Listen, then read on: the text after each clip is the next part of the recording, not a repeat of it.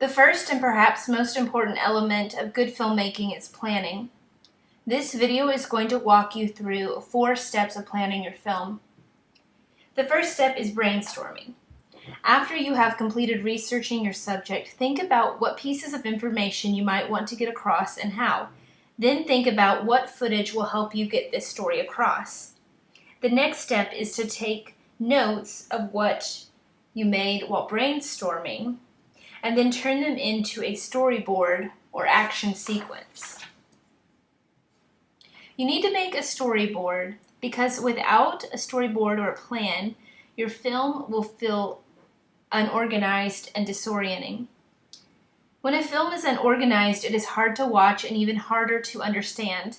That's why there are some basic rules to follow when we're creating a storyboard for a scene. For instance, you want to begin with an establishing shot. Here's an establishing shot you might recognize, depending on your age, from Seinfeld.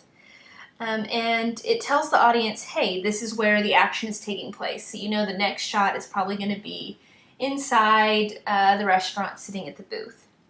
And so see, there's just kind of a natural progression there. Here's my storyboard that I've made, and you can see here that my first shot is an establishing shot. It's a wide shot, so I can see the whole scene of where the action is going to take place, even though my actors are going to be inside. Then I'm going to move inside and then progress from a full body shot to a medium shot that just includes half the body, to a close-up, and then to extreme close-up for details. So let's kind of go over that in detail. Here's my establishing shot, a wide shot. This is a wide shot of my little haunted house here. And if you are shooting a scene inside of a building or a house, you'll want to tell the audience where you are first by using an establishing shot. Okay. Then I move inside to where the action of the story begins, and I have a medium wide shot, and this quells the audience's curiosity about what the room looks like inside, as well as showing the full bodies of both actors, or people, or wherever. Then for dialogue, I want to move in a little bit closer because it's important to see, facial expressions. So you want to get a little bit closer, especially for 2 people. A medium shot here from chest or waist up is pretty normal and is a good shot for dialogue.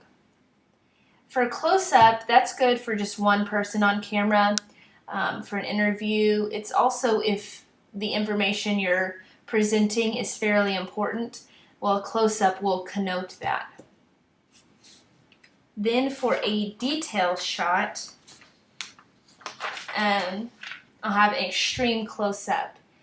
And these just kind of add variance to all your different shots, creating more visual interest, but also the closer you are to the subject, the more you imply its importance.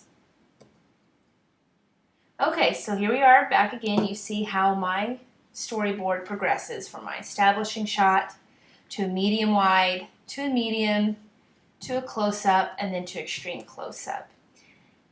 And if I was going to move locations, I would start all over again. Or maybe I'm speaking about this engagement ring. I would go from a medium shot to a close-up to a detail shot, and then back to a medium shot from chest or waist up. And another thing that might be helpful, especially since you have a time frame you're working in, is to show how long each shot is going to be. Let's say my establishing shot is 5 seconds. This shot is 10 seconds. My speaking here is maybe 30 seconds to a minute. My close-up is 15. My detail shot is 5. Then I can add that up and see how long my film is shaping up to be. In the end, you'll want to have your storyboard be a little bit longer than you're intending. So if you're intending to make a 12-minute video, maybe shoot for 15 minutes because you can always cut video out later, edit it down shorter, but it's a lot harder to make a video longer. when you're in the editing process.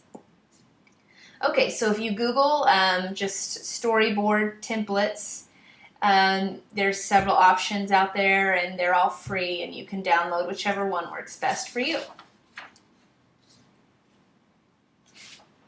Okay, so when creating a storyboard, basically you need to just keep in mind what information does the audience need to know. And audiences in general are extremely curious, so make sure you're covering all your bases and get a variety of shots, get different angles, try different things when you're out there. Make sure you've covered all your basics, and then try and get some artistic shots, create some visual interest. Every shot that you get, this is really important, needs to be at least 5 seconds. Any shot under 4 seconds is going to feel way too short. And it's going to make your film feel choppy and unorganized. So make sure you're getting nice long shots while you're out there shooting your film. Okay, step 3 is review. Have somebody else look at your storyboard. They should be able to tell the basic outline of your content from your storyboard. If somebody can look at your storyboard but can't figure out what's going on in your action sequence, then you're missing some content and you need to go back in and fill it in. So step 4, make a checklist. Turn your storyboard into a checklist of all the shots you need so you can take it with you and mark them off as you get them. For continuity's sake, you want to make sure to get all your shots in one setting, because changes in lighting, changes in maybe somebody's moved a car, or maybe the leaves are starting to fall and it looks different. That's all going to affect your video and the continuity of it. So basically, we brainstorm and research. We know what information we want to get across, and then we make our storyboard, make sure we're getting all that information across. We review, have somebody else look over it, make sure it makes sense, and then we make a checklist so that we can take it with us and get all the shots that we need on location. Okay, so now I'm going to show you my action sequence here and kind of talk you through why I did what I did.